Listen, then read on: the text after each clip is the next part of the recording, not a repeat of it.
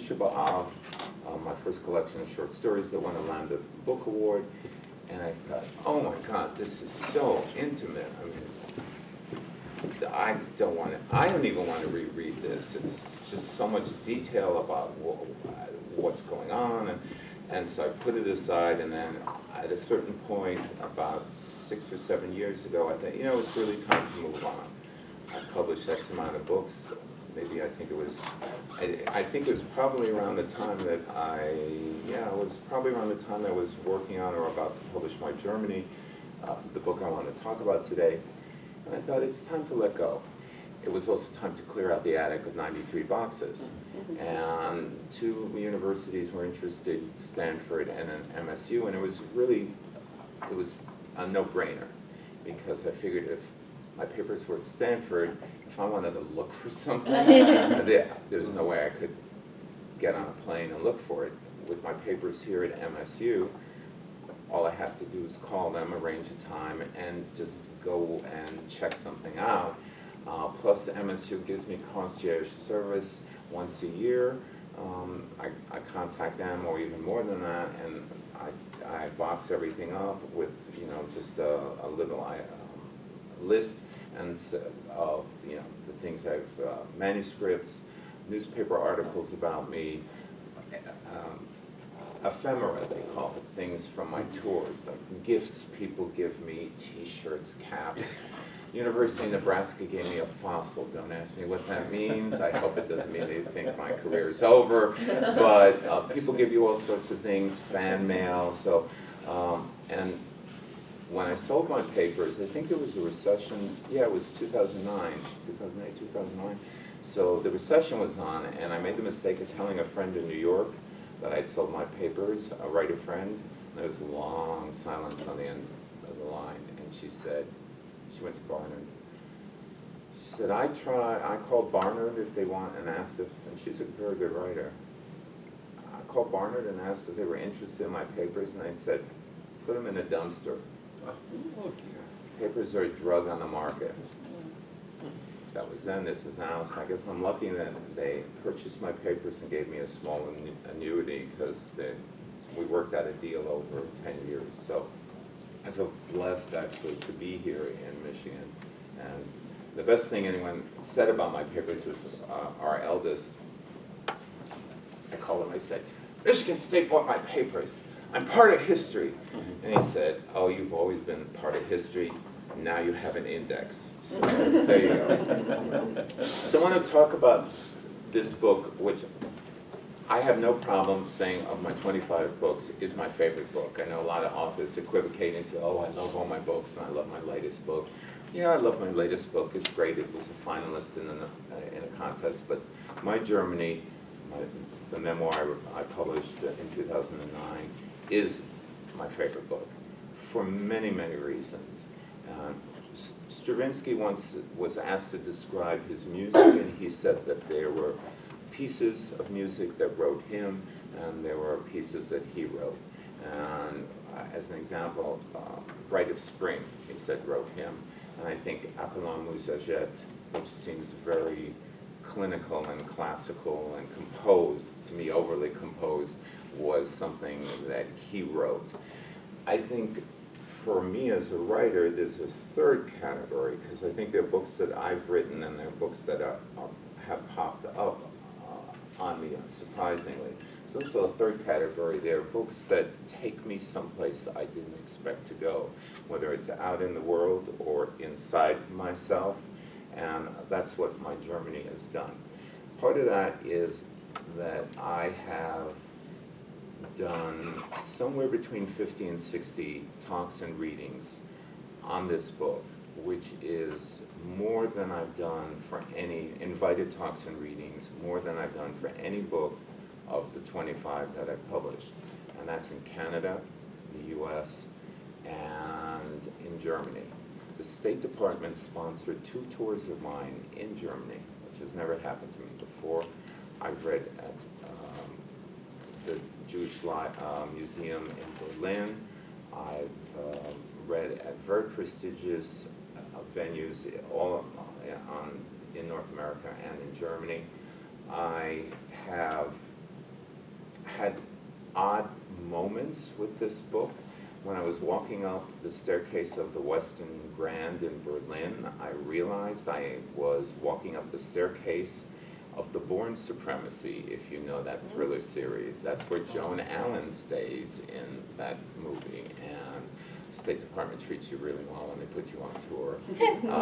And I just kept wanting to walk up and down it. I was hoping no one would shoot at me, but it was a very, I love the Bourne trilogy, and that was a great experience. I was sponsored by embassies. I met people I never would have met otherwise, you know, undersecretaries, diplomats. This would never have happened to me otherwise. For the first time in my life, I introduced talks of mine in another language, because I was introducing talks of mine in Germany, and by then, my last German book tour, I was doing readings in German. And what happened by the last tour in, maybe it was Essen, no, it was in Gießen, near Frankfurt, I actually thought the book had been written in German. The German had imprinted itself on me so intensely that I felt the text was German, and it took me a while to disengage from it. It actually became a palimpsest, so that afterwards, when I would do readings in English, I would hear this other German text behind me, and it was very, very strange.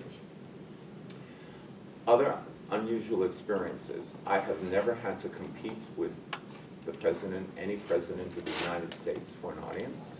I did with this book. I had to compete with President Obama, who I respect, but I wish he had not been speaking on the same day that I was invited to the Library of Congress. And I had friends say, well, I could see you or I could go hear the president. What do you think? And I said, well, he's in Washington all the time, okay? I don't get invited to Washington that often. And they said, I don't think so. I actually got a respectable crowd. I thought 35 was pretty good competing against President Obama. And then a few weeks later, I thought, you know, I'm a lifelong Democrat, but it was starting to feel creepy, because a few weeks later at the Wisconsin Book Fair, my competition was ex-Vice President Al Gore. So I thought, he was scheduled against me at another reading, and I thought, okay, if it's Bill Clinton next, I am really in trouble, because I'm not going to switch parties, but this is getting a little odd. And then one of the more unusual experiences, I don't have any copies of this book left, but I'll show you the cover.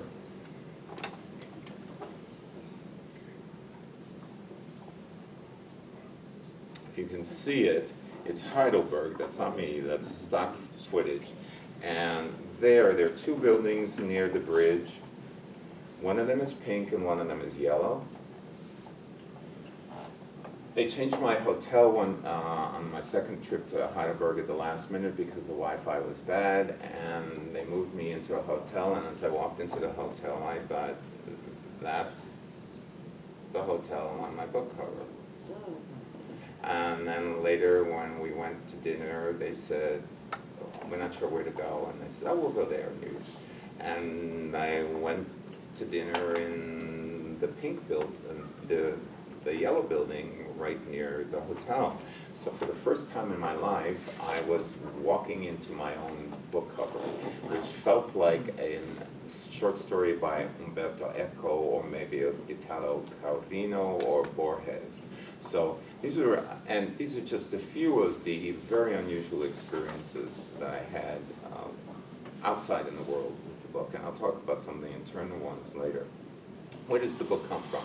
It's part history of my parents in the Holocaust, part my growing up as second generation, and part travelogue of touring through Germany with other books, and then touring through Germany with my Germany after it came out. And like most children of survivors that I've met, I grew up in a very strange world that you could say is part minefield, because I never knew what I would say might make my parents either angry, depressed, or tearful because it triggered some memory of the Holocaust.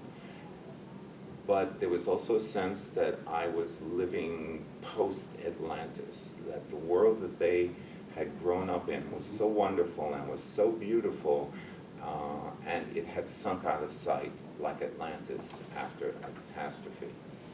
The only poet that I've ever found who, in English, who has kind of captured it is the lesbian Jewish poet who's not too well known right now, Melanie K. Kantrowitz, and she writes, "I can't go home, I'm a Jew.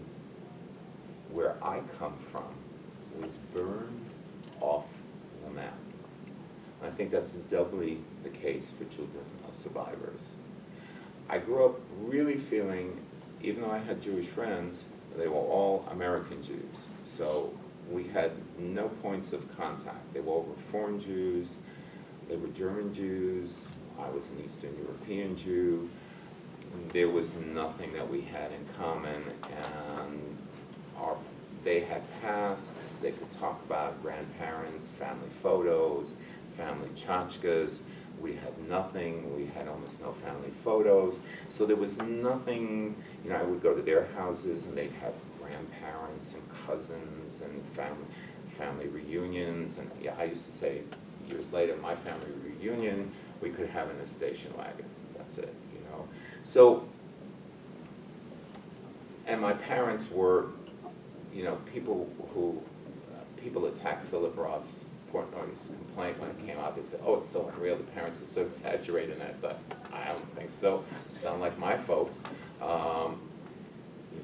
The masturbation, yeah, that's pretty exaggerated for his point, and the sex is pretty crazy. But the parents, they sound pretty real to me. They sound, I can understand the paranoia. The paranoia that my parents had was pretty strong. They were often angry and depressed. And not surprisingly, given what happened to them in the camps and the ghettos. Where I connected and what saved me, and I think didn't save my brother so much, what saved me was books and reading and falling in love with storytelling when I was very young. I fell in love with the written word, I fell in love with the spoken word, I fell in love with hearing people tell stories. And I started writing in second grade. I was a very early reader. I was reading Life magazine in second grade. I was reading Isaac Asimov in third grade. I don't know how much of it I got, but I knew that there were aliens in the universe, and I felt connected to those aliens. I felt I was an alien too. My very first short story, which is in the archives at Special Collections, is about an alien. You don't need a shrink to figure this one out. A spaceship lands, an alien gets out, looks around and says, "I don't like it here," and gets back in and flies away. Wow, that's probably what I wanted to do. So I just wrote and wrote, and I have to say I was very lucky. For whatever problems my parents had, they never discouraged me from writing, which I know a lot of writing friends have had their parents do. Say, "What do you want to write for? Who? What? It's not important." Jewish and non-Jewish, I hear this all the time. My parents did have a home full of books in many languages, and they read and they encouraged me to write. So that was good. I found an amazing, and I wrote and I read across genres, which is I published in 12 different genres, and at least 12, and maybe 13. I stopped counting for sure after 10. I mean, after 10 it doesn't really matter, I don't think. And I found an amazing mentor in college who, and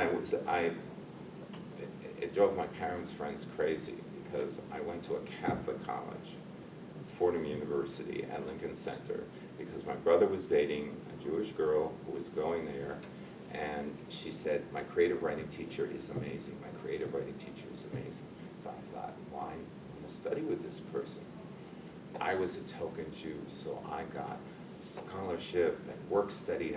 They threw lots of money at me, and I don't think we could have afforded to go otherwise, because otherwise I would have ended up in City University, which was free. She was the best possible mentor. I actually minored in her. I was a major in English, and I minored in this professor. I took every class she took even an intercession course that she took. She pointed me towards Henry James, and reading The Portrait of a Lady with her in an American Lit class makes me really sad that my English majors, not one of them in the last 4 years has ever read The Portrait of a Lady. It kills me. What was your teacher's name? Kristen Lauer. She's now retired, and I'm still in touch with her. Some of you know the story. Just briefly, it's the classic American story of the innocent American who goes to Europe and discovers that life is not what she thought it was. And in this case, she marries a man who is cruel, deceptive, and it is, I think, the great American novel, certainly of the 19th century, maybe of all time. And I was reading it nonstop through the night, and at 3 o'clock in the morning one night, I came across the famous chapter 42 that everyone talks about, where Isabel Archer is sitting up in front of the fire, having a dark night in the soul. And I was, 20, 21. I didn't know what a dark night in the soul was. But when I got to her reflection, when she's looking in the fire and she's thinking of what she had hoped to have, which was a house of freedom, but her real house was the house of darkness, the house of dumbness, the house of suffocation. It's like my mind blew up, because I thought, this is my house. This is where I live. But it didn't depress me. I woke up. I woke up as a writer. 2 weeks later, I handed something in to this professor. She said, "What happened?" I said, "Well, I'm rereading The Portrait of a Lady. I'm reading The Portrait of a Lady." And she said, "This is really good." Because for 3 years, she had been nagging me in a nice way, a supportive way. She had been saying, and she's my model for teaching. She's not the kind of coach who said, "You moron, why can't you teach? Why can't you write well?" Or "You've got to work harder at your writing." She'd always been very supportive, but she quietly said, "Your writing needs to be more real." And I said, "What do you mean?" She said, "You'll know when you get there." She just kind of laid it out for me. And she said, when I handed something in after reading the portrait, she said, "That is real." And my writing was never the same, because I started writing about being the son of Holocaust survivors. It was crude, the early stuff, but it was good, because it was real. Not necessarily that it was autobiographical, but it was emotionally real. That's what she was getting at. It wasn't that I had to write about myself, but anything I started writing at that point on had emotional depth. That's what she was trying to get me to do. So that set me on the path to becoming a second-generation writer very early on. And it set me on the path to getting my first story published. I kind of changed careers because of her. I wanted to teach, and I wasn't sure how much I wanted to commit to writing, but because of her, I switched from going to Hunter College to do an MA. I've been accepted to applying to creative writing programs, MFA programs. And I sort of rose through the ranks at my MFA program. This was way before everybody did MFA programs. That was the guaranteed path for writers. People weren't doing this in the late 70s. Not everyone did that, you know. Then people said, go and find a civil war, or, you know, live, like Auntie Mame says, you know. And so my last year, I won a prize. The judge was the prize in the writing program. The judge was Martha Foley, who was the editor of the Best American Short Stories. And so I felt like someone had, you know, patted me on the, and she knew Hemingway and Faulkner and people like that, and had given writers like I think Baldwin and other people like that had helped publish them in her magazine Story. So I felt as if, you know, I was being pushed down the road, or certainly I had gotten approval. And I kept writing about children of survivors. And what was interesting about all that was I never actually wrote about Germans or Germany. It's like that was a taboo place that I never went. Maybe the impact of that, but I never wrote about them. Them, the ghosts who haunted our house. And then one day, I found myself on a train in Germany. Now, those two words, train and Germany themselves, are so loaded for any child of Holocaust survivors. So for me, simply to be sitting in Germany on any kind of train, even a beautiful high-speed train, was a revelatory experience. And I knew then I had to write about it. So when I got back, I did. The piece was published in the Jewish Daily Forward, or the Forward it's now called, the English language version, and where I was doing some reviewing, and the piece was sort of nagging me to be turned into a book. So what I'd like to do for you is just share that piece, which is very short, but you see why it demanded to be turned into a book. And then we can talk afterwards about the kinds of things that I learned in Germany about myself and what I learned about my parents, which some of the things I learned about my parents were pretty startling and shocking. And some of the, in a good way, not necessarily a bad way. I'm on a train heading into Magdeburg in East Germany, 2 hours southwest of Berlin. 61 years ago, my late mother was on a very different sort of train headed for Magdeburg. Her train did not have a dining car.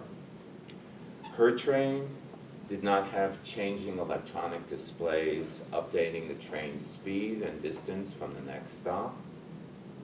Her train did not have bathrooms.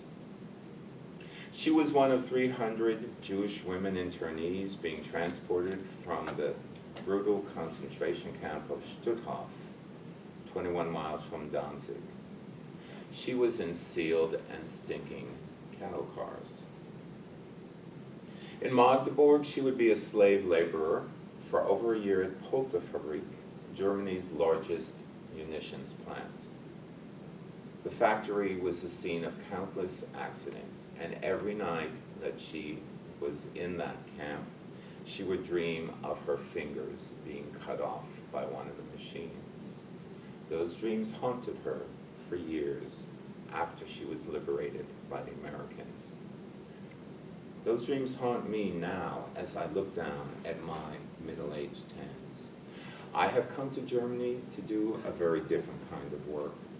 I'm on a hectic 2-week book tour scheduled to speak about and read from my book, The German Money, Das Deutsches Geld, the story of a Holocaust survivor's children who are arguing about their dead mother's will. The title refers to German reparations paid to the survivor in the novel. Not all survivors did so, but my parents applied for reparations from the German government. And because they were never well off in the U.S., the monthly checks made a difference in their lives. Did they resent that? They never said, though my mother detested the word itself, Wiedergutmachung. How, she said, how could you make things good again?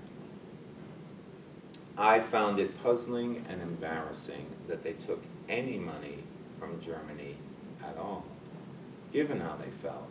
And when those checks came, I stared at the envelopes with repulsion and fascination.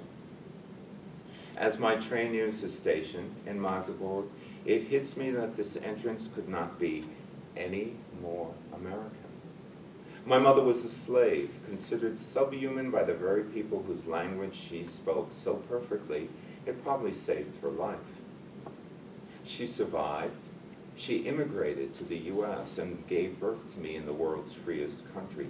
And here I am, returning to the scene of her brutal imprisonment as a successful American author with 2 more books scheduled to be published in Germany after this one. And not just any American author, but a pioneer in writing about the children of Holocaust survivors. My mother was brought to Magdeburg against her will. I have made the choice to come to Germany, the country I had sworn I would never visit under any circumstances whatsoever. Growing up, to me, Germany wasn't just a graveyard, it was a gigantic thieves' warehouse. I had read in Holocaust histories of the massive European-wide plunder of my people as they became enslaved and slaughtered. The Nazis didn't just confiscate shops, businesses, factories, apartments, and homes, gold, jewels, money, and art. They snatched up pianos, furniture, silver, fur coats, candelabras, household goods, mattresses, clothing, whatever they could, wherever it lay. Anywhere I turned in that country, I might be facing something that had belonged to a murdered relative of mine, and I found the idea horrific. Germany was likewise the country whose products I could never buy. It was the country that was so radioactive that when I was a kid, I used to imagine maps of Europe without a Germany at all, as if I was some kind of superhero whose laser gaze could just slice it away from the continent and sink it without a trace. No more Germany, no more Germans. And then I would have revenge for the camps and killing squads that not only murdered dozens of my parents' relatives, but also murdered their memories. Talking about their lost parents, cousins, aunts, and uncles was so painful for my parents that in middle age, I do not have a family tree that I can climb. There are no names, no professions, no cities to study, explore, research. I guess the Nazis certainly won that round, like a giant grinding his victims' bones to dust. However, despite all of that, here I am in Magdeburg going over an introduction. A German-speaking friend has helped me to write. I think it seems only polite to break the ice with my audiences by speaking some German, and I'm actually enjoying people's reactions as the tour progresses, surprised that an American would even attempt to speak German, and enjoyment that I have done so correctly with a decent accent. You see, I have come here in strength, not weakness. I may feel anxious, but I am prepared. The bookstore is affiliated with the Protestant cathedral a block away, and it is packed before I begin. There are at least 40 people there looking interested and attentive. It's very warm, and at times I feel compelled to do a better reading than I have ever done before in my career, because not so far away from where I am standing, my mother was an utterly expendable cog in the German war machine. My book is a challenge to that. People, insight, literature, these things count. When I'm done, the questions come slowly. And while I understand most of the German, sometimes a fog of incomprehension sweeps over me and I have to wait for the translation. I wonder if this is German fatigue, too much time immersed in a language that's not my own, or is something else going on that's made me feel dizzy. The audience wants to know a great deal. The audience wants to know everything. How long did the book take to write? How much is autobiographical? Can I say more about my mother's experiences, my father? How much did my parents talk about their war years? On and on and on. And then a soft voiced question from a man sitting right in front. He asks me, do you think forgiveness is possible? I start with my mother, who told me that she never blamed all Germans, and that, of course, younger Germans surely had nothing to do with events before their birth. He says, no, that was her. What do you think? I hesitate. And I say, forgiveness? Well, of course it's possible. If not, I wouldn't be here. And I think I mean it when I say it, but the idea has never occurred to me before. Because I am not in Germany to forgive anyone. I am in Germany to explore what has always been taboo and terrifying to me. I am in Germany to face my demons. When the long evening ends with applause and announcements, the effusive bookstore owner gifts me with a picture book about Magdeburg and 2 bottles of local liqueur. Exhausted and humbled, the only thing that is going through my mind at that moment is the last lines of William Faulkner's novel, Light in August. My, a body does get